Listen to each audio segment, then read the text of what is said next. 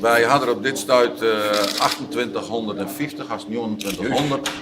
Wij zijn onderwijs naar de 3000 en ik zei het je net, het mat, dan gaan we naar de 4000 of nog hoger. Wat dat betreft doen wij ons best. Dit mensen, je kan ze alle jaar tellen. Ja.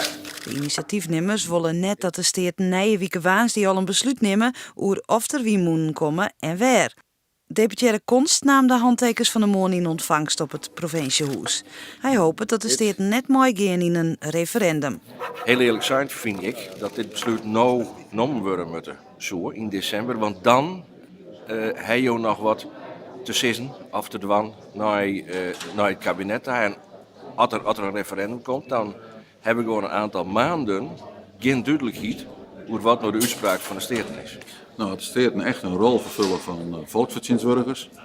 Dan vind ik dat wanneer je komen na 2 hele weken met pakweg 3000 handtekeningen en we zijn al aardig onderwijs richting de 5000, dan neem je dat op als een heel serieus signaal.